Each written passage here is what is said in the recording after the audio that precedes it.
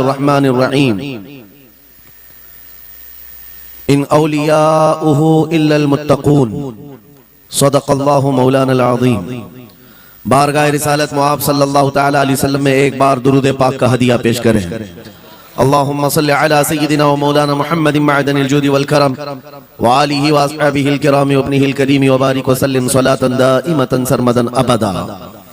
बरकत के लिए मैं अर्ज करता हूँ गौसे आजम बमने बेसरो सामा मददे क़िबले दी मददे काबे ईमा मददे। वाह क्या मर्तबा ए गौस है बाला तेरा, ऊंचे ऊंचों के सरों से है कदम आला तेरा। सर भला क्या कोई जाने के है कैसा तेरा, औलिया मलते हैं आंखें वो है तलवा तेरा। क्या दबे जिस पे हिमायत का हो पंजा तेरा, शेर को खतरे में लाता नहीं कुत्ता तेरा। अजीज़ान गिरामी वक़ार, आज की ये मजलिस पाक सुल्तानुल औलिया कंदीले समदानी महबूब रब्बानी सैयदना शेख अब्दुल कादिर जीलानी क़द्दसल्लाहु सिर्रहु शरीफ की बारगाह में खिराज अक़ीदत के लिए मुनक़्क़िद की गई है। और आज से ठीक एक साल पहले मुमरा की सरजमीन पर मैं आपके सामने हाजिर रहा और जलसा भी था गौसे पाक का ही। फिर साल भर के बाद बराबर यही अय्याम थे, जमीन थोड़ी बदली हुई लगती है, लेकिन मिंबर पर मौजूद उलमा भी वही तकरीबन मुझे नजर आते हैं और सामने के चेहरे भी पहचाने नजर आते हैं और जलसा भी वही है। ये बात मैं इसलिए जिक्र कर रहा हूं तवज्जो के साथ। साल भर गुजर गया मुमरा में, मैं खिताब करके आपके पास से रुखसत हुआ, उस बीच मेरा आना जाना हो न सका। लेकिन इस एक साल भर की मुद्दत में मुमरा वाले में से कोई एक बात भी बता दे, क्या कोई मेरे पिछले बयान से आज बयान करने के बीच का जो साल गुजरा है कोई फसाद हुआ है, या कोई कर्फ्यू लग गई है, या कोई फितना हो गया है, या लोगों में कोई भड़कने वाले मामलात हुए हैं, किसी के पास कोई रिपोर्ट आई है?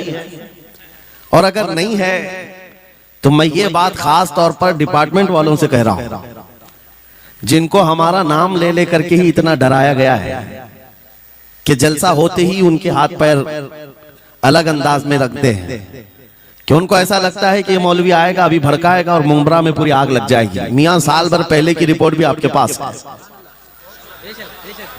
साल भर पहले भी इसी जगह से खिताब हुआ और आज फिर खिताब करने आए। उनसे मैं कहता हूं कच्चे कान ना रखें, अच्छी रिपोर्ट लिया करें, अच्छी रिपोर्ट लिया करें। हम गौसे आजम के दरबार के कुत्ते हैं, हम फितना व फसाद मचाने या आतंक और दहशत फैलाने नहीं आते। हमको जो बोलना होता है वो खुफिया सुरंगों में नहीं, खुले मैदान में बोलते हैं। हमारी कोई खुफिया मीटिंगें नहीं होती, ढकी छुपी प्लानिंग नहीं होती। गौसे पाक के दरबार के कुत्ते हैं, खुले आम बोल रहे हैं, इसलिए कि आला हज़रत अज़ीमुल बरकत इमाम अहले सुन्नत मुजद्दिद वक्त अपने वक्त के आबकारी आलिम दीन है। लेकिन उनका भी हाल ये था कि वो डंके की चोट पर बोलते थे और लिखते थे, और फिर अपनी निस्बत पर ये फख्र भी करते थे कि मेरी किस्मत की कसम खाएं सगाने बगदाद, बगदाद के कुत्ते मेरी किस्मत की कसम खाएंगे। आला हज़रत फरमाते हैं मेरी किस्मत की कसम खाएं सगाने बगदाद, अरे हिंद में रह के भी देता रहूं पहरा तेरा। हम हिंदुस्तान में है, गौसे आजम के दरबार का पहरा दे रहे हैं। लेकिन साहब किसी को तकलीफ है तो मैं उनको एक बात बता दूं, थोड़ी बहुत आवाज हमारी ऊंची होती है इसलिए कि जिस दरबान के हम कुत्ते हैं उस तरफ अगर कोई उंगली उठाएगा भौंके के नहीं, फाड़ खाने की भी ताकत रखते हैं। मेरे अजीजों, कुत्ते का काम ही है, वो दरबान के दरवाजे पर होता है और वो निगरानी के लिए है। हमारी जुबानें नबी करीम सल्लल्लाहु अलैहि वसल्लम की इज्जत के लिए रखी गई, हमारी जुबानें, हमारी जिंदगियां अल्लाह के वलियों की हिमायत के लिए रखी गई है। और अगर उनकी हिमायत में ना बोले तो फिर क्या धोती कुर्ते वालों के लिए बोलेंगे? बात सिर्फ इतनी है कि स्टेज उधर भी लगते हैं इधर भी लगते हैं। आप चापलूसी किसी और की करते हैं और हम तारीफ किसी और की करते हैं। आप माल के पीछे भागते हैं और फिर आप मौजूदा हुकूमत जो भी मौजूद है उसके सिक्कों पर और उनके ओहदे पर और उनके मनसब पर देख करके आप बात करते हैं। लेकिन अल्हम्दुलिल्लाह हम फकीरों की आदत ये है, हम बरसों पुराने आबा व अजदाद से गौसे आजम के ही दरबार में, उनके ही गुलाम है, इसलिए कि हमने ये सुना भी है और पढ़ा भी है। हमारे यहाँ निस्बत पर फख्र किया जाता है। और कैसी निस्बत पर? अरे हमारे वक्त का मुजद्दिद जब इस बात पर फख्र करता है, या गौस तुझसे दर, दर से सग और सग से है मुझको निस्बत। ये भी नहीं कहा डायरेक्ट गौसे पाक आपसे डायरेक्ट मुझे निस्बत है, ये नहीं कहा, बल्कि या गौस आपसे आपके दरबार को निस्बत है, आपके दरवाजे से आपके कुत्ते को निस्बत है, और आपके कुत्ते से मुझ अहमद रजा को निस्बत है। तुझसे दर, दर से सग और सग से है मुझको निस्बत। मेरी गर्दन में भी है दूर का डोरा तेरा, और इस निशानी के जो सग हैं नहीं मारे जाते। क्या बेहतरीन फार्मूला दिया है डरने वालों के लिए ही आला हज़रत ने कहा। जो खौफ खाया करते हैं, खौफ ना खौफ ना रख रजा जरा तू तो है अब्दे मुस्तफा। आला हज़रत फरमाते इस निशानी के जो सग हैं नहीं मारे जाते। सग फारसी लफ्ज है और कुत्ते को कहते हैं। कौन सी निशानी वाले सग नहीं मारे जाते? जिस कुत्ते के गले में पट्टा होता है उसको नहीं पकड़ा जाता। म्युनिसिपैलिटी की गाड़ी भी आती है कुत्तों वाली, वो इंजेक्शन मार के जाते हैं या कुत्तों को पकड़ के ले जाते हैं। बहुत कुत्ते अगर आवारा हो गए, कंप्लेंट करो, कुत्तों को उठा ले जाएंगे। लेकिन उन उठा ले जाने वाले कुत्तों में अगर एक भी बेल्ट वाला आया तो छोड़ देंगे। क्यों? ये पट्टा बताता है इसका कोई मालिक है, ये आवारा नहीं है, किसी का पाला हुआ है। पट्टा बताता है इसका कोई मालिक है। और आला हज़रत फरमाते हैं हमारे गले में कादरी पट्टा पड़ा हुआ है, और इस निशानी के जो सग हैं नहीं मारे जाते। हश्र तक मेरे गले में रहे कादरी पट्टा तेरा। गौसे पाक का ये निस्बत का पट्टा पड़ा हुआ है। ये अल्हम्दुलिल्लाह हमें बहुत सारी चीजों से महफूज रखता है। हमें जाहिर सी बात है आज इसी बात पर फख्र भी है। लोग मौलाना साहब कह रहे हैं हक बात कहना इस जमाने में नहीं, हर जमाने में दुश्वार रहा है, हर जमाने में दुश्वार रहा है। लेकिन ऐ नौजवानों, अगर तुम्हें अपनी निस्बत पर यकीन है कि मेरा पीर गौसे आजम जैसा है, मेरी निस्बत मुस्तफा करीम सल्लल्लाहु अलैहि वसल्लम से है, तो फिर खौफ किस बात का, डर किस बात का? इसीलिए हम डंके की चोट पर बोलते हैं, क्यों दबे जिस पे हिमायत का हो पंजा तेरा, शेर को खतरे में लाता नहीं कुत्ता तेरा। अज़ीज़ान गिरामी वक़ार, आज सुल्तानुल औलिया गौसुल आज़म की बारगाह में हम खिराज अकीदत पेश करने आए। जो बातें मैं अर्ज कर रहा हूं वो गौर से सुने। करामात ये औलिया इकराम की जिंदगी का हिस्सा है, अल्लाह की तरफ से उन्हें दिया गया। करामत क्या है? ऐसा मुहय्यरुल अक़ूल काम, अकल को हैरत में डाल देने वाला काम जो आम इंसान नहीं कर सकता, आम इंसान की अकल में ना आए। अल्लाह के वली से सादिर होने वाला ऐसा कोई काम, उसको करामत कहते हैं। लेकिन करामत औलिया इकराम की विलायत को साबित करने के लिए जरूरी नहीं। औलिया इकराम की विलायत को साबित करने के लिए करामत नहीं दिखाई जाती, शरीयत पर इस्तिकामत ये विलायत की अलामत है। अगर वो मजबूती के साथ हर जमाने में अपने दीन पर जमा हुआ है, वो अल्लाह का वली है, वो अल्लाह का वली है। आज भी हमारी कौम औलिया को ढूंढने पर लगी हुई है। सुनो, अल्लाह का वली ढूंढना चाहते हो तो ढूंढने के लिए निकलते हैं और पीछे पड़ जाते हैं, देखते हैं ये ठोकर मार करके सोने का सिक्का निकाल सकता है कि नहीं निकाल सकता है। औलिया को इन्हीं बातों पर आज भी लोग परखते हैं, सोचते हैं कि अभी बाबा आसमान पर उड़ेंगे तो मैं समझ लूंगा अल्लाह के वली हैं, पानी पे चल के दिखाएंगे तो मैं समझ लूंगा अल्लाह के वली हैं। मैं यहीं बैठा हूं, अचानक मेरे पास पैसों का थैला खोल के दे दें, अल्लाह के वली होंगे। यानी तुम एक जगह बैठे रहो, हलवा खिलाने वाले बाबा जिसको तुम समझोगे अल्लाह का वली है। मेरे अजीजों, ये जो चीजें तुम समझ बैठे हो अल्लाह के वली के लिए, ये जरूरी नहीं, बल्कि ये देखो कि वो नबी पाक की शरीयत पर कितना कायम है, मेरे नबी के रास्ते पर कितनी मजबूती से जमा हुआ है। मैं आपको पूछता हूं, सैयदुश शुहदा इमाम अली मकाम इमाम हुसैन आजम से बढ़कर अल्लाह का वली कौन? अल्लाह का वली कौन है? सारे औलिया इकराम की निस्बत वहां जाकर खत्म होती है। उस हुसैन आजम को देखे करबला के मैदान में अपने बच्चों की कुर्बानी के सामने भी जमे रहे, डटे रहे, करामत का इजहार नहीं किया, शरीयत पर इस्तिकामत लोगों को दिखाया।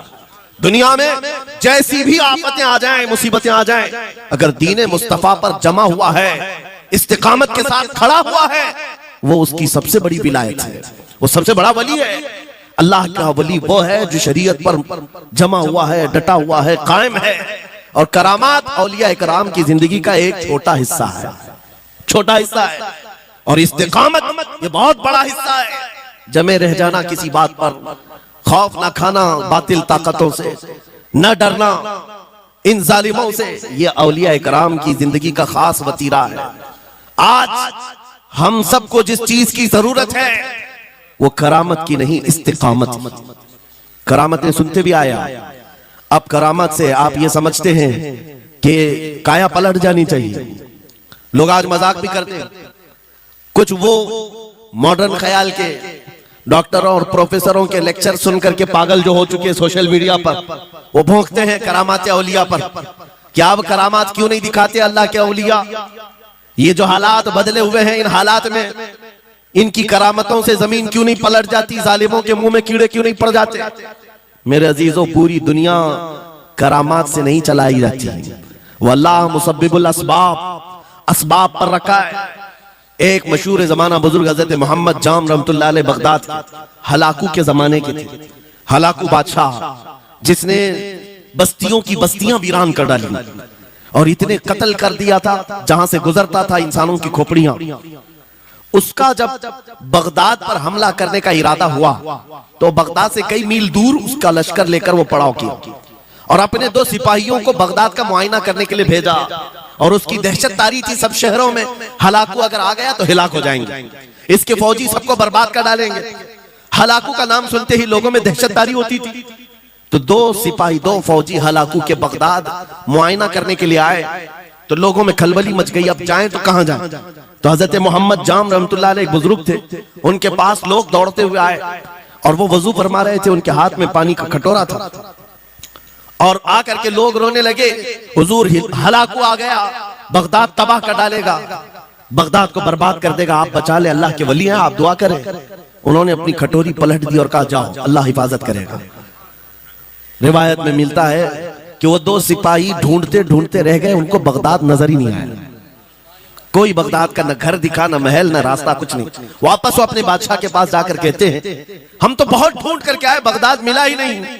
हलाकू ने उन दोनों सिपाहियों को कत्ल कर दिया। कहा कि तुम झूठ बोलते हो, मुझे बगदाद की रोशनी यहां से दिखती है और तुम्हें कैसे नजर नहीं आया? या तो तुम निकम्मे हो या तो फिर मेरे साथ धोखा कर रहे हो। कत्ल कर दिया। दूसरे दिन अपने खास 2 वजीरों को भेजा कि जाओ बगदाद का मुआयना करके आओ, गलियां, वहां की सड़कें और वहां की महल्लात, वहां की इमारतें देखाओ। ये 2 वजीर गए और ढूंढते रहे। जैसे ही वो बगदाद में इंटर हुए, आज फिर लोग हलाकू के इन वजीरों को देखकर दौड़े दौड़े भागते हुए इस अल्लाह के वली के पास आया हज़रत मोहम्मद जाम। आज फिर रोने लगे, कहा हमारी बीवियां बेवा हो जाएंगी, हमारे बच्चे यतीम हो जाएंगे, सब मारे जाएंगे, आप बचा लें। आज फिर से उन्होंने कटोरी पलट दी, कहा जाओ अल्लाह हिफाजत फरमाएगा। अल्लाह वालों का ये तसर्रुफ है, ये करामात है। वो चाहे तो पूरे लोगों को पोशीदा कर दे जालिमों की नजर से। दूसरे दिन वो वजीर भी ढूंढते रह गए, उनको भी बगदाद नजर नहीं आया। वापस गए, बादशाह के वो बड़े मोतमद लोग थे, कहा कि हम भी गए लेकिन हमको बगदाद नजर नहीं आया। हलाकू को बड़ा ताज्जुब हुआ, ऐसा कैसे हो सकता है? लोकेशन बिल्कुल सही है, हम सामने चंद मील के फासले पर है और इनको बगदाद नजर क्यों नहीं आता? तीसरे दिन उसने कहा कि अब किसी मुआयने की जरूरत नहीं, कोई जायजा लेने की जरूरत नहीं, हम डायरेक्ट जाते हैं, फौज को तैयार करो। पूरी फौज को लेकर के जब तैयार होकर वो बगदाद के सरहद पर आकर खड़ा हो गया, उसके जंग का बिगल बजा और तबाही के आवाजें आने लगी, तो आज लोग फिर दौड़ते हुए हजरत मोहम्मद जाम के पास आए और उनसे रो रो कर गिड़गिड़ाने लगे, कहा आज तो आफत आ गई, बड़ी बला आ गई। तवज्जो से सुनना मेरे अजीजों, आज आप अगर ना बचाएं तो सब तबाह हो जाएंगे, बर्बाद हो जाएंगे। आज आप अपनी कटोरी उठा रहे थे, उन्हें गैब से निदा आई, ए मेरे महबूब बंदे, कब तक तुम अपनी कटोरी उठाकर इनको बचाते रहोगे? इनको मोहलत दी गई थी अपने अमाल दुरुस्त करने की, ना इन्होंने तौबा किया, ना अपने अमाल दुरुस्त किए, इनको इनके हाल पर छोड़ दो। अल्लाह के वलियों को हुक्म होता है अल्लाह का, अब इन्हें न बचाया जाए तो जाहिर सी बात है वो हुक्म इलाही के पाबंद है। उन्होंने वो कटोरी छोड़ दी। फिर हलाकू दाखिल हुआ बगदाद में और ऐसी तबाही मचाई थी कि पूरे बगदाद की सड़कों में सिर्फ खून ही खून था, तबाह बर्बाद कर दिया, ईंट से ईंट बजा डाली। इस वाक़े को मैंने पढ़ा, उसके बाद ये महसूस हुआ अल्लाह के औलिया कराम मदद जरूर करते हैं, लेकिन एक वक्त तक, जब वो वक्त आ जाए अल्लाह की तरफ से मना हो जाए कि ये कौम बड़ी सरकश है, अब इनकी मदद ना की जाए, तो फिर ये हाथ उठा लिया करते हैं और इनको हालात पर छोड़ दिया जाता है। अजीजा ने गिरामी वकार, औलिया कामिलीन की करामतों पर भौंकने वालों से भी मैं यही कहूंगा, वो चाहे तो पल भर में हालात हमारे बदल दें, चाहे तो जमीन को उलट पलट दें, लेकिन वो अल्लाह के हुक्म के पाबंद होते हैं। और लोगों के लिए ये बात है, नसीहत है कि जब ऐसे हालात आ जाएं, आप इधर उधर भागने की बजाय पहले अपने दिल की तरफ देखें, कहीं मेरे गुनाहों से दिल के धब्बे बढ़ तो नहीं गए, मेरा दिल सियाह तो नहीं हो गया। सच बताओ मेरे अजीजों, इतने सख्त हालात के बाद कितने लोगों को ऐसी तौफीक हुई कि रात का अंधेरा छा गया हो और तौबा करने का जज्बा बढ़ गया हो, रात के वक्त बैठ करके रोने लग गया हो। फिलिस्तीन के गज्जा के उन मुसलमानों की हालत सार को देखकर रूह अगर तड़पती है और तुम अपने अमाल की सेहत और दुरुस्तगी के लिए तौबा कर ले जाते हो, ये बहुत बड़ी नेमत है अल्लाह की। फिर तुम्हें किसी करामत के ज़हूर की जरूरत नहीं, तुम्हारा बदलना ही दुनिया के हालात को बदल देगा, सब बदल जाएगा। लेकिन अगर उन्हीं हालात पर बाकी रहे तो फिर करामत से भी तुम नहीं बदलोगे और ना हालात बदलेंगे, कोई चीज नहीं बदलेगी। इन्नल्लाह ला युगय्यिरु मा बिकौमिन हत्ता युगय्यिरु मा बिअनफुसिहिम, कुरान में मेरा मौला फरमाता है, बेशक अल्लाह ताला उस वक्त तक किसी कौम की हालत नहीं बदलता जब तक उस कौम को खुद अपनी हालत बदलने का ख्याल ना हो। हम अपनी जानिब से शुरुआत करें और फिर हालात खुद बदल जाएंगे, हालात खुद बदल जाएंगे। सरकार सैयदना गौसे आजम अब्दुल कादिर जीलानी रज़ी अल्लाह तआला अन्हु जिस हाल में बगदाद तशरीफ लाए थे, उस जमाने को याद करें, उस जमाने को याद करें। वो ऐसा जमाना था कि उस वक्त हक बोलना एक जुर्म हो गया था। शिया नवाज खलीफा मौजूद थे, हजरत अबू बकर हजरत उमर का नाम लेने पर भी मस्जिद के दरवाजे पर कोड़े मारे जाते थे। ये वो हालात थे, उलमा की जुबानें गंग थी, बोल नहीं पाते थे, खुतबा क्या देना है वो बिल्कुल स्क्रिप्टेड, जो खलीफा वक्त चाहे बस उतना ही। आज जैसे सऊदियों के यहाँ ये रिवाज है, बादशाह की हिमायत में और बादशाह जैसा चाहे वैसी मस्जिद का मौलवी भी बोलता रहे। शरीयत क्या कह रही है, मेरे मुस्तफा करीम सल्लल्लाहु तआला अलैहि वसल्लम की तालीमात क्या कह रही है, इससे क्या सरोकार, बस उतनी बातें करो जितनी उनके बादशाह की हिमायत की। ये दौर गौसे आजम के जमाने का भी था। उस वक्त हक बोलना एक बहुत बड़ा जुर्म था, उलमा को कोड़े मारे जाते थे। आपको पता है उसी बगदाद में सिर्फ एक हक बात का ऐलान करने की वजह से इमाम अहमद बिन हंबल को 300 कोड़े मारे गए थे। उनकी पीठ झुक गई थी, उनकी रीढ़ की हड्डी टेढ़ी हो गई थी। कोड़ा किसको कहते हैं, कोई रस्सी को नहीं, चमड़े का वो बेल्ट जिससे वो मारते थे तो जिस्म की चमड़ी लग करके आ जाती थी। 100 कोड़े में तो आदमी मर जाता था, कोई बच गया बच गया। 300 कोड़े खाए उस इमाम की बात कर रहा हूं जिसको मेरे नबी की 5 लाख हदीसें याद थी।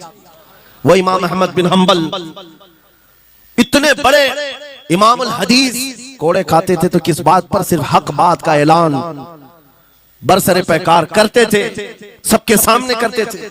उन्होंने कोई बादशाह की रियायत नहीं की, उन्होंने ये नहीं देखा कि ये क्या चाहते हैं, बल्कि हमेशा ये देखा कि मेरे नबी की शरीयत क्या चाहती है। मेरे अजीजों, यही बड़ी करामत है। गौसे आजम की बड़ी करामतों में से करामत ये है, उस जमाने में आप बगदाद तशरीफ लाए जब हालात ऐसे थे कि हक बोलना दुश्वार था, और आप जब मस्जिद पर खड़े, मस्जिद के मिंबर पर खड़े होकर ऐलान करने लग गए, हैबत ऐसी तारी थी कि कोई आपको रोक ना सका, और आपके ये हक्कानियत की तबलीग फैलती गई फैलती गई। शुरू में 10 लोग, फिर 20 लोग, फिर 100-200, फिर 1000-2000। गौसे आजम ने चंद महीनों में जो खुतबात दिए, आपके खुतबात का आलम यह था कि फिर 70,000 का मजमा बराबर सुनने के लिए आया करता। और गौसे आजम का ये खुतबा एक नहीं, हजारों खुतबात हैं। जब जब आप खुतबा देते थे, एक बात याद रखें, जुबान अगर पाक हो और अल्लाह की नबी पाक की शरीयत ताहिरा बोलती हो, उस जुबान में भला का असर होता है, अल्लाह करीम की तरफ से असर डाला जाता है। हक बात अगर बुलंद आवाज से कहो, ये मत देखो कि मैं कौन हूं, ये देखो कि कलाम किसका है। अल्लाह करीम लोगों के दिलों पर बात डालता है। गौसे आजम की जुबान से निकले हुए कलमात ऐसे हुआ करते, मजमा खत्म होने से पहले पता नहीं कितनों की तो लाशें उठाई जाती थी, कितने तो वहां बेहोश हो जाते। किस बात पर? इतना असर करता दिल पर कि लोग कपड़े फाड़ लेते थे। खुतबे के अंदर, बयान के अंदर ऐसा असर होता कि लोग बैठे बैठे मदहोश हो जाते, कोई जोश हाल में कपड़े फाड़ डालते। रिवायात में बताया गया कोई एक मजमा भी ऐसा नहीं जिसमें हुजूर गौसे पाक की तकरीर के बाद जनाजा ना उठाया गया। हर खिताबत के बाद, और बोलते क्या थे, हैरत की बात है मेरे अजीजों। आज बाज लोग ये कहते हैं, हम भी बहुत सारी चीजें बयान कर रहे हैं, मैं अपने लिए भी नसीहत और सारे उलमा के लिए भी कहता हूं, लोगों के पल्ले नहीं पड़ती, लोगों के कानों में नहीं जाती। ये जुमा में आते हैं, सोते रहते हैं, जब इमाम खड़ा होता है नमाज के लिए तो ये झटका लेकर के खड़े होते हैं, बयान यूं ही चला जाता है। मेरे अजीजों, दो चीजों की पाबंदी जरूरी। मैंने पढ़ा था इमाम अहमद बिन हंबल नहीं, हजरत सुफियान सौरी रज़ी अल्लाह ताला, हजरत सुफियान सौरी नसीहत कर रहे थे, और जब वो नसीहत करते तो लोग रो पड़ते थे, आखिरत को याद करते, कब्र की होलनाकियों का तज़किरा करते तो लोग रोने लगते। एक बंदा था, वो मजलिस में आया करता और खामोश बैठता, और उस पर कुछ भी असर नहीं। एक दिन उसने पकड़ करके पूछा हजरत सुफियान से, आप जब बयान करते तो लोग धाड़े मार मार कर रोते, मुझे तो कुछ नहीं होता, मैं तो ऐसे ही बैठा रहता हूं। आपने क्या फरमाया? आपने ये नहीं फरमाया कि तू बदतमीज है, तू बदमाश है, तू बद अमल है। फरमाया दो में से एक खराबी हो सकती है, या मेरा दिल खराब होगा या तेरा दिल खराब होगा, इसलिए कि मैं बात रसूलुल्लाह की कर रहा हूं, इसमें असर तो होगा ही। दो में से कोई एक खराब होगा, ये नहीं फरमाया कि तू ही खराब है। यहां पर हमारे लिए नसीहत है, बोलने वाली जुबान पाक हो और लुकमा हलाल का जाता हो, अल्लाह असर जरूर पैदा फरमाता है। सरकार गौसे पाक रज़ी अल्लाह ताला अन्हु मिंबर पर खड़े होकर बयान कर रहे हैं। क्या बयान कर रहे हैं? सुने। एक दिन आप हजरत अब्दुल जब्बार को बैठाए, अपने बेटे को, वो बयान करते रहे, उसके बाद उतर करके आगे कहा, अब्बा जान आप जो बयान करते हैं उसमें जो रिक्कत तारी होती है वो मेरे बयान में नहीं होती, आप बयान करें। गौसे पाक मिंबर पर खड़े हो गए, और सुनो 70,000 का मजमा है, गौसे पाक की तकरीर क्या है, डायरेक्ट शुरू फरमाते गौसे पाक, ऐ लोगों मेरे घर में आज एक बड़ा हादसा हो गया। अपने घर का वाकया बयान कर रहे हैं, मेरे घर में आज एक अजीब हादसा हो गया। अब्दुल जब्बार की माँ, यानी अपनी बीवी के बारे में कह रहे हैं, उनके बेटे हजरत अब्दुल जब्बार कहते हैं, अब्दुल जब्बार की माँ मेरे लिए दही मट्टी की हांडी में जमा कर रखी हुई थी, एक छीके से लटकाई हुई। गर्मियों के दिन थे, आज मेरी भी ख्वाहिश थी दही खाने की। मैं घर पहुंचा दोपहर के वक्त, दही की हांडी मेरी बीवी ने उठा करके दस्तरखान पर रखा था। मेरे पहुंचने से पहले ही एक बिल्ला आया घर में और पांव से झपटा मारा, वो दही का मटका गिर गया, टूट गया, और दही पूरा जमीन पर बह गया। न माँ खा सका, न मेरी बीवी खा सकी। इतना बयान करना था कि लोग फाड़े मारकर रोने लग गए, कपड़े फाड़ने लग गए, लोगों के अंदर जोश हाल से कैफियत बदल गई। मेरे अजीजों, कोई अपने घर का वाकया बयान कर रहा हो कि दही की हांडी फट गई, दही बह गया, इसमें कौन सी ऐसी बात है रोने की? ये हमारे और तुम्हारे लिए हो सकता है। गौसे आजम का मजमा भी अहले दिल का हुआ करता था, वो बसीरत वाले लोग बैठते थे। गौसे पाक क्या बयान कर रहे थे? गौसे पाक के बयान का मतलब ये नहीं है कि अब्दुल उनकी बीवी दही की हांडी जमाई थी और उनके लिए खाने का इंतजार कर रही थी। गौसे आजम अपने वाकये से दुनिया की हालत बता रहे थे, ऐ लोगों, जिस तरह मेरे घर में आज मेरे खाने से पहले दही का मटका टूट गया और दही बह गया, सबकी हालतें तकरीबन ऐसी होती हैं। इंसान अपने लिए इतना कमाता है, माल जमा करता रहता है, और जब उसके खाने का वक्त आता है मलकुल मौत पंजा मारकर रूह निकाल लेता है, और सारा माल उसका धरा का धरा रह जाता है, ना वो चख पाता है ना खा पाता है। गौसे पाक रज़ी अल्लाह ताला अन्हु ये दुनिया की हालात बता रहे थे। और मेरे अजीजों, आज भी वही हालात हैं हमारे, आज भी वही हालात हैं। हमने कमाने के लिए अपनी सेहत गंवा दी, रात नहीं देखा, दिन नहीं देखा, दौड़ते रहे माल हासिल करने के लिए, इतना जमा कर लूं, इतना जमा कर लूं, इतना जमा कर लिया, जब तक तो सेहत बिगड़ गई, शुगर भी आ गई, बीपी भी आ गई, और ऐसी बीमारियां लग गई कि आप इनको ठीक करने के लिए जितना जमा किया था खर्चा करते रहो। शेख सादी रहमतुल्लाह अलैह फरमाते हैं, ये दो कामों में तो इंसान की पूरी जिंदगी खत्म होती है। पहले कमाने के लिए सेहत गंवाता है, और फिर सेहत बचाने के लिए माल गंवाता है। ये दो चीजों में गौसे पाक रज़ी अल्लाह ताला अन्हु की नसीहत यही थी कि इतना जमा कर ले जाते हो, इतना जमा करते हो कि फिर जब खाने का वक्त आता है तो मियाँ ऐसे हालात होते हैं कि नमक भी नहीं खा पाते, शक्कर भी नहीं खा पाते। दूसरी बातें तो छोड़ो, शुगर वाले शक्कर नहीं चख पाते, बीपी वाले नमक नहीं चख पाते। अरे ये बड़ी छोटी चीजें हैं, और माल देखो तो करोड़ों का है, अरबों का है, अरबों का माल पड़ा हुआ है, नमक नहीं चख पाते, शक्कर नहीं खा पाते। किसके लिए जमा किया था? और थोड़ी और बड़ी बीमारी हो गई तो पानी भी नहीं पी पाते, डायलिसिस चल रहा है, किडनी खराब है। कितने ऐसे लोग मिलते हैं आज, कितने ऐसे हैं जिन्होंने साफ मुझसे कहा कि डॉक्टर ने पूरा गिन करके कहा है कि पूरे दिन भर में जो है एक ढक्कन से पानी पीना, बोतल का जो ढक्कन होता है उस ढक्कन से बस बूंद बूंद चखते रहना, पानी ही ना पियो, इसलिए कि किडनी काम नहीं करती। ये दुनिया है मेरे अजीजों, हमने अपनी सेहत गंवा दी, पूरी की पूरी सेहत गंवा दी इसको हासिल करने के लिए। इसी को मेरे इमाम अहले सुन्नत फाजिल बरेलवी ने कहा था, शहद दिखाए जहर पिलाए, कातिल डायन शोहर कुछ, इस मुर्दार पे क्या ललचाए, दुनिया देखी भाली। लेकिन समझ में किसी को नहीं आता, उस वक्त समझ में आने लगता है जब जाने का वक्त होता है। जाने के वक्त हालात ऐसे होते हैं, मैं अक्सर अपने टूर में देखता हूँ, उमरा पे जाते हैं, बगदाद पे जाते हैं, खूब आयश से रहते हैं, सबको पता रहता है प्लेन में सिर्फ 30 किलो का अलाउड है, लेकिन मार्केट में जाते हैं तो उनको कुछ खबर नहीं होती, सब खरीद रहे होते हैं। हो जाएगा, खरीद खरीद करके लाकर रूम में भर दिए, और आज शाम में जाना है तो ठोस रहे हैं इस बैग में उस बैग में नहीं घुसा, और उसके बाद फिर एयरपोर्ट पहुंचे तो कभी इसको रिक्वेस्ट कभी उसको रिक्वेस्ट, थोड़ा हमारा भी ले लो, थोड़ा हमारा भी ले लो। अरे वहां सबका 30 है, कोई लेने को तैयार नहीं, फिर खरीदा हुआ वहीं छोड़ करके हसरत भरी निगाह से देखते जाते हैं। किसी की खजूर छूटी हुई है, किसी के मुसल्ले छूटे हुए हैं, किसी के कपड़े छूटे हुए हैं, हर बार हम एयरपोर्ट पे देखते हैं, छोड़ करके जा रहे होते हैं, बड़ी हसरत से देखते हैं। मेरे अजीजों, ये कोई लतीफा नहीं, सेम यही हालात जब दुनिया से जा रहा होता है एक इंसान, मरने से पहले उसकी आंखें फटी रह जाती हैं। क्यों कहा गया है मरने के वक्त सबसे पहले उसकी आंखें बंद कर दो? क्योंकि वो अपना माल देख रहा होता है, अपनी औलाद देख रहा होता है, अपना घर बार देख रहा होता है, मैंने इसको बनाया था, इस तरह से कमाया था, इस तरह से इसको पाला था, ये सब देखता रह जाता है, उनमें से किसी चीज को उठा भी नहीं पाता, ले नहीं जा सकता, यहां तक कि ऐसी हालत होती है खुद जा भी नहीं पाता, दूसरों के कंधों पर सवार होकर जाना पड़ता है। ये दुनिया की हकीकत। गौसे पाक की तालीमात अगर पढ़ते रह जाओ मेरे अजीजों, तसव्वुफ का एक ऐसा किला है, गौसे पाक की तालीमात काफी है तुम्हें तौबा करने के लिए, दुनिया में दिल लगाने के लिए और उससे दिल हटाने के लिए। गौसे पाक की तालीमात काफी है। आपने फरमाया था दुनिया में ऐसे रहो जैसे कश्ती समंदर में चलती है, कश्ती समंदर में चलती है, यानी पूरे भरे हुए मौजों के पानी पर कश्ती चल रही है, लेकिन उसका कुछ बिगड़ता नहीं है। हाँ, अगर पानी कश्ती के अंदर आ गया तो फिर कश्ती के लिए खतरा है, डूब जाएगी।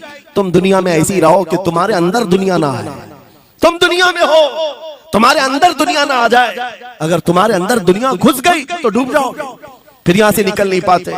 मौलाना रोम इसी की मिलती जुलती बात कहते हैं मसनवी शरीफ में। जलालुद्दीन रूमी फरमाते हैं, एक चूंटी को देखा, शहद का एक कतरा जमीन पर गिरा हुआ है, शहद का कतरा चिपकने वाला होता है, यानी उसके अंदर गम होता है।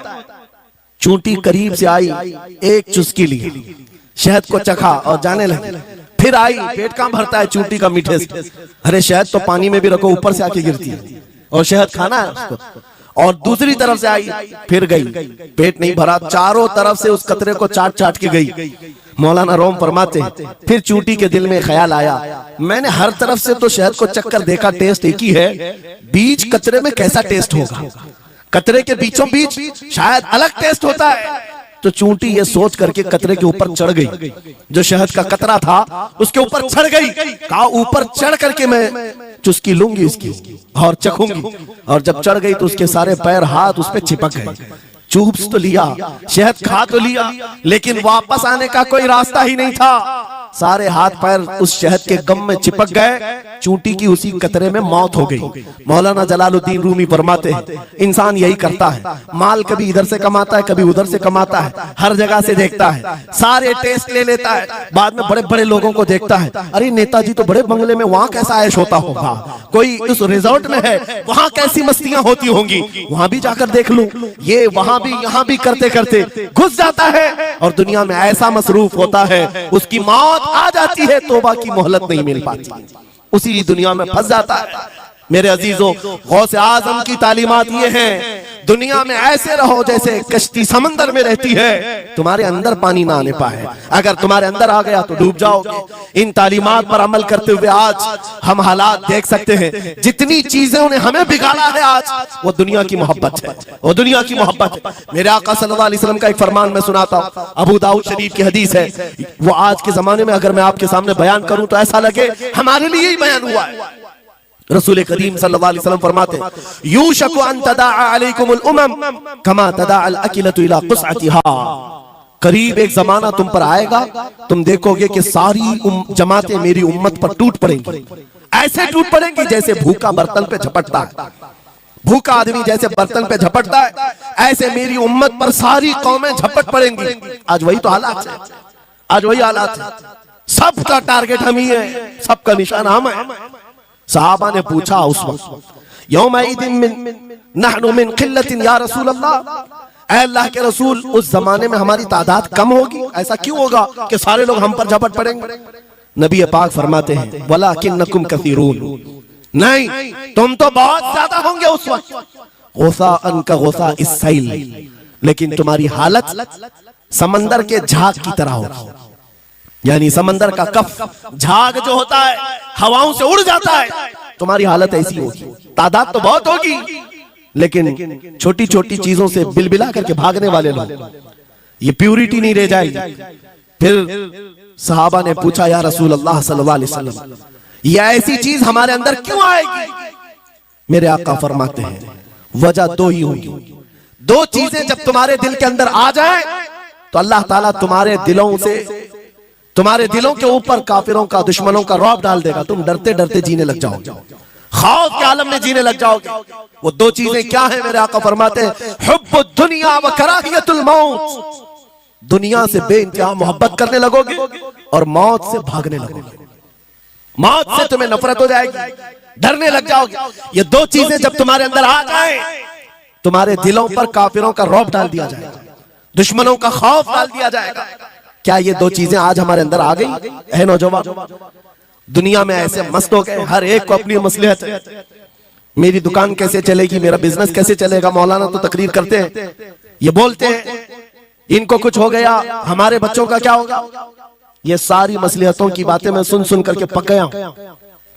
बहुत सारे लोगों को तो ये लगता है इनके साथ मत बैठो, वरना कल को इन पकड़ के ले जाएंगे तो तुम्हारा भी नाम आ जाएगा।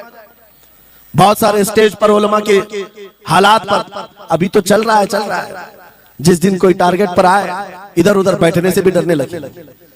इनके ऊपर इतने केस हैं, बाजू बैठने वालों की भी हालत खराब हो जाएगी, हमारा भी नाम ना आ जाए। मेरे अजीजों, ये सब कीदड़ भपकियां हैं, तुम्हारे ईमान का इम्तिहान। मैं तो यही कहता हूं, हमारे साथ कोई मामला नहीं। वही बात मैं कहता हूं जो अकबर इलाहाबादी ने कहा था, रकीबों ने रिपोर्ट लिखवाई है जा जा के थाने में कि अकबर नाम लेता है खुदा का इस जमाने में। यही रिपोर्ट लिखवाते हैं जा जा करके। हमारी भी जहां रिपोर्ट लिखी हुई होगी, बात यही होगी कि ये रसूलुल्लाह का नाम लेता है और उनके नाम पर लोगों को बात करता है, यही रिपोर्ट होगी। और इस बारे में हम कभी डरते नहीं। मैं आपको बताऊं, उत्तर प्रदेश में वहां के हालात तो पता है, बिल्डोजर की हुकूमत चलती है। लेकिन मेरे अजीजों, एक मौलाना साहब ने कहा, आपके साथ जलसे में बैठकर मैं लब्बैक लब्बैक के नारे लगा रहा था, दूसरे दिन मुझे थाने बुला लिया और फिर मुझे बहुत ज्यादा मामलात हो गए। कहा कि मौलाना तुम ही नारे लगा रहे थे, आप लोग ना डरें इंशाअल्लाह। यहां पर तो उन्होंने मुझसे कहा, मैं कहा क्या हुआ, फिर कुछ हुआ? कहा मुझसे कह रहे थे केस हो जाएगा, हालात बिगड़ जाएंगे, खराब हो जाएंगे। मैंने कहा फखर करो मौलाना इस बात पर, दुनिया चोरी करके थाने जाती है और तुम नबी का नाम लेकर जा रहे हो, कौन सा मसला है? बात सिर्फ इतनी है मेरे अजीजों, हम बोलते रहेंगे उस वक्त तक जब तक अल्लाह तबारक व तआला ने जुबान रखी है। नबी पाक की अज़मत और नबी पाक की शरीयत और औलिया उम्मत की मिदहत बयान करना जुर्म है।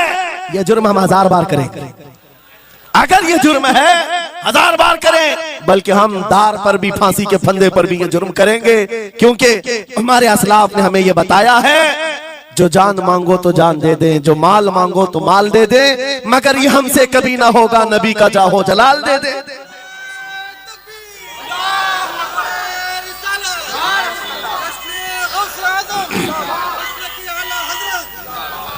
खामखा बेचारे हमारे रिश्तेदारों को डरा करके रखे लोग, पुलिस वाले हजरात को कुछ लोग रिपोर्ट लिखवा लिखवा कर डरा करके रखे हुए।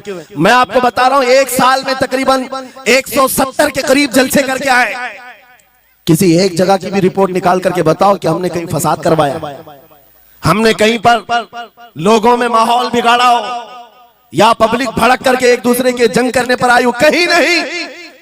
अगर कौम को, सोई हुई कौम को बेदार करना तुम्हारे नजदीक भड़काना है तो ये भड़काना तो बहुत अच्छा है मेरे अजीजों। हमारा काम सिर्फ इतना है, हम उन नौजवानों से बात कर रहे हैं जो अपने नबी के फिदाई हैं, जो अपने नबी के आशिक हैं, और हम सिर्फ उस लौ को और बढ़ाना चाहते हैं जो इनके सीनों में जल रही है। इनके सीनों में किसी और की नहीं, मेरे मुस्तफा के मोहब्बत की शमा है। अगर वो मध्यम है, हम उसको तेज करना चाहते हैं। बस मेरे नौजवान से मेरा मुतालबा सिर्फ इतना ही है, किसी की जय विजय क्यों पुकारे, क्या गरज हमको, हमें काफी है सैयद अपना नारा या रसूल अल्लाह, हमें काफी है सैयद अपना नारा।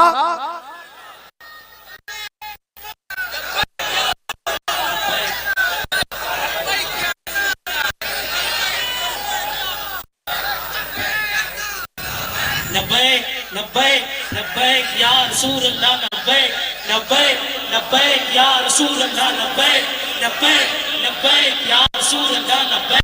तवज्जो, मुझे बताओ, मैं तो दूसरे वाकयात बयान कर रहा हूं, यहाँ आपके यहाँ करंट सिचुएशन, यहाँ लोग बैठे हुए भी, रिपोर्टर भी होंगे और हजरात को देख रहे। मुझे मैंने अभी बयान में कौन सा भड़काया, ये जो कह रहे हैं अपने नबी को पुकार। मेरे अजीजों, तुम्हारे इन नारों से असल बात ये है, दुनिया को ये लगने लगा है ये जिसके गुलाम है उसके पूरे होने लग गए तो फिर अच्छे अच्छों की कुर्सियां हिलने लग सकती हैं। इसलिए कि इस कौम की तारीख सबको पता है, ये वो कौम है टल न सकते थे जंग में, अगर अड़ जाते थे पांव शेरों के भी मैदान से उखड़ जाते थे, हक से सरकश हुआ कोई तो बिगड़ जाते थे, अरे देख क्या चीज हम तोप से भी लड़ जाते थे।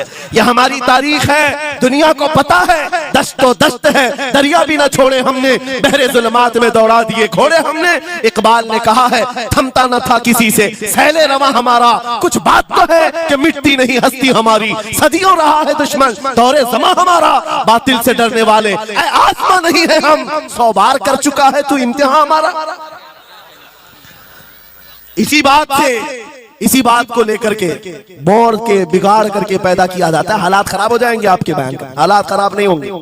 ईमान अगर मजबूत हो जाता है तो हालात खराब कभी नहीं होते, हालात खराब नहीं होते। आज है सुन्नी मुसलमानों, गौसे पाक रज़ी अल्लाह ताला अन्हु की निस्बत अगर कामिल है, यही बात सुन लो, वक्त खत्म होने को आ गया, मैं अपने वक्त पर समेट लूं। आप मिंबर पर खुतबा दे रहे हैं, उलमा भी तवज्जो करेंगे क्योंकि ये भी मिंबर पर खुतबा देने के लिए खड़े होते हैं और जुमा में मस्जिद पर माइक लेकर के बयान करते हैं, आधा घंटा पौना घंटा। अब तो हालात ऐसी आएंगे इनके साथ, अब तक तो ट्रस्टियों की चिट्ठियां आती थी, सदर सेक्रेटरी बोलता था मौलाना ये नहीं बोलना वो नहीं बोलना, अभी इसके बाद और आगे से भी आएंगी और चिट्ठियां आएंगी कि मौलाना अभी आपको क्या बोलना है इस जुम्मा में। ये डरे भटके हुए लोग जो उलमा की गर्दनों पर राज करते हैं, उनसे भी मैं कहता हूं, खोल दो, आजाद कर दो उन जुबानों को जो मेरे मुस्तफा की हैं, जो नबी पाक सल्लल्लाहु अलैहि वसल्लम की हैं। इनकी जुबानों पर ताले ना लगाओ, या उलमा तुम्हारे दीन के मुहाफिज हैं, तुम्हारी नस्लों की शरीयत के मुहाफिज हैं। आज इनकी जुबानों को बंद करोगे, कल तुम्हारे बच्चे नबी का नाम लेने से घबराने लग जाएंगे, डरने लग जाएंगे। उलमा के गलों में और इनकी गर्दनों में रस्सियां न डालो, ये तो उन जालिम ट्रस्टियों से कहता हूं, बाकी उलमा से कहता हूं, अगर हालात ऐसे आ गए ठोकर मार दो इनकी नौकरियों को। एक दरवाजा अगर ये बंद करते हैं, मेरा मौला 70 दरवाजे और खोलेगा।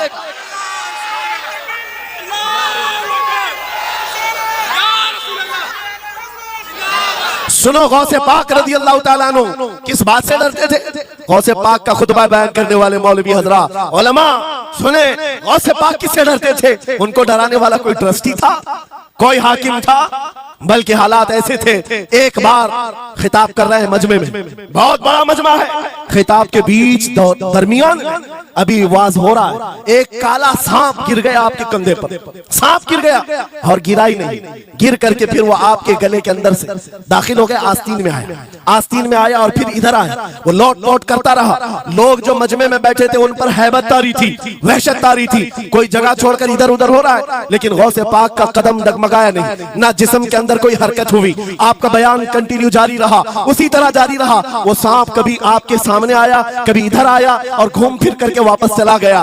बयान आपका मुकम्मल हुआ, लोग खड़े हुए पूछते रहे, या सुल्तान अल औलिया सैयदी शेख अब्दुल कादिर जिलानी, आपके साथ ये जो माजरा हुआ, ये सांप इतना खतरनाक था, देख करके हैबत तारी थी और आप अपना बयान कंटिन्यू जारी रखे हुए थे, ये क्या माजरा है? गौसे पाक फरमाते हैं, वो सांप तो मुझसे कह रहा था, ऐ अब्दुल कादिर, तुझसे पहले 70 औलिया को भी मैंने ऐसे ही आजमाया है, 70 उलमा को मैंने ऐसे ही आजमाया है और आजमा कर चला गया। गौसे पाक क्या फरमाते सुनो, ऐ लोगो, तुम मुझसे पूछ रहे उससे डरता था या नहीं डरता था? बात सिर्फ इतनी है, मैं उस कादिर का बंदा अब्दुल कादिर, उस कादिर का बंदा अब्दुल कादिर हूँ। मेरे उसकी कुदरत पर ऐसा यकीन है, अगर मौला ने मेरी मौत लिखी है तो ये काले सांप से क्या, चूंटी से भी हो सकती है, और अगर मौत नहीं लिखी, इस तरह के 1000 सांप मेरे गले में आए, मेरी मौत नहीं आ सकती। मेरा उसकी कुदरत पर यकीन कामिल है, इसलिए मैं उसका बयान कंटिन्यू रखा, जारी रखा।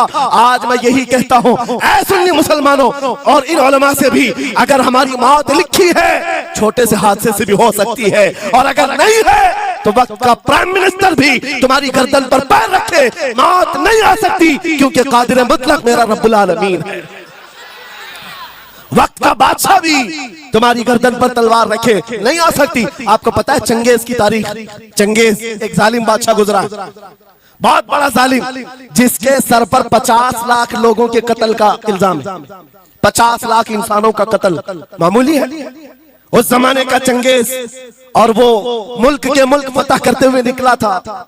एक जमाना ऐसा था मेरे अजीज, घोड़े पर बैठा हुआ चंगेज कुछ लोगों को, मुसलमानों को गिरफ्तार करके मैदान में खड़ा किया है और जल्लाद को बुलाया कि एक साथ सबकी गर्दनें उड़ाने लग जाओ। वो कितने लोग थे? 3 सफों में खड़ा किए हुए थे लोगों को जिनका कत्ल होना था, लाइन से खड़े हुए हैं, सब अपनी अपनी बारी का इंतजार कर रहे हैं। जल्लाद तलवार लेकर आया और जब पहली सफ वालों को कत्ल करने लगा, वो गर्दनें उड़ा रहा था, एक बूढ़े मियाँ पहली सफ में खड़े थे, वो जल्दी से दूसरी सफ में चले, पीछे वाली सफ में गए। बादशाह चंगेज घोड़े पर बैठा हुआ खिलौने से खेल रहा है और ये मंजर भी देख रहा है और हंस रहा है। बूढ़ा यहाँ से उधर चला गया, पहली सफ का काम तमाम, पूरे कत्ल हो गए। दूसरी सफ में जब कत्ल का ऑर्डर आया तो जल्लाद फिर गर्दनें उड़ाने लगा, दूसरी सफ, दूसरी लाइन को कत्ल करने लगा जल्लाद। ये बूढ़े बाबा जो है तीसरी सफ में चले, पीछे और एक सफ थी, यहां से बचकर तीसरे में चले गए, दूसरी सफ भी उड़ गई। उसके बाद बादशाह चंगेज कहा मार करके कहने लगा, बाबा जी अब तो इसके पीछे कोई सफ नहीं, ये तीसरी थी, अब कहां जाओगे? बूढ़े मियां ने सर झुकाकर कहा, अब भी मेरा अल्लाह है। ये यकीन होता है, जहां तक बचना है बच लेंगे, और जब नहीं है, बाबा जी ने कहा अब भी अल्लाह है, हो सकता है। उस चंगेज ने कहा कि उड़ाओ अब इनकी गर्दनें। अभी जल्लाद तीसरी सफ को उड़ाने ही जा रहा था, अचानक चंगेज के हाथ से वो खिलौना नीचे गिरा, जो खेल रहा था बैठ करके घोड़े पर। जैसे ही वो खिलौना उठाने के लिए नीचे की तरफ आया, उसका पैर जीन से निकल गया और घोड़ा अचानक बिदक गया, सरकश हो गया और घोड़ा सर पर दौड़ने लगा, और ये एक पैर इसका जीन में फंसा हुआ है और सर नीचे जमीन पर है।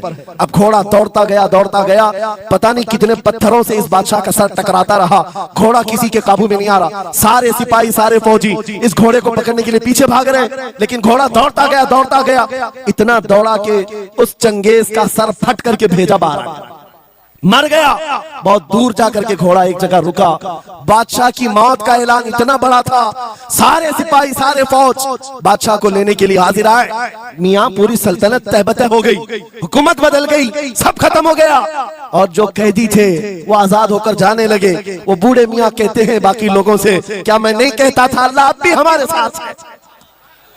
मेरे अजीजों, एक बात याद रखो, हमारे लिए दुनिया द एंड नहीं कर सकती जब तक मेरा मौला ना चाहे। अल्लाह ना चाहे। आज लोगों को ये लगता है, मुझे वैसी भी बात बताया गया कि यहाँ पर मुमरा की आपकी घनी आबादी, फिलिस्तीन के मामला पर कुछ बोलेंगे, यहाँ पर भड़क जाएंगे। मेरे अजीज, तो इतने भड़कने की जरूरत नहीं, तुम यहाँ भड़कोगे तो फिलिस्तीन पहुंच भी नहीं पाओगे। बात यह है, हम बोलेंगे जरूर जुल्म के खिलाफ और हक के लिए, चाहे जैसी भी हालात हो। अगर किसी को बुरा लगता है इजराइल जालिम है, तो मैं 100 बार कहूंगा वो जालिम है, जालिम है, जालिम है। उनकी कोई हिमायत करने के लिए हम नहीं है, लेकिन एक बात आपको मैं जरूर बताना चाहता हूं, गौसे पाक का मसला ये है, सुल्तानुल औलिया गौसुल आजम की निस्बत के साथ आप अपनी शरीयत पर कायम रहें और अपने इस ईमान पर लगे रहे और तौबा व इस्तिग़फ़ार के बाद अपने हालात बदल लें। और उन गरीब मुसलमानों को देखकर जो कत्ल हो गए और उनके टुकड़े हो गए, ये मत समझना कि इस्लाम खत्म हो गया।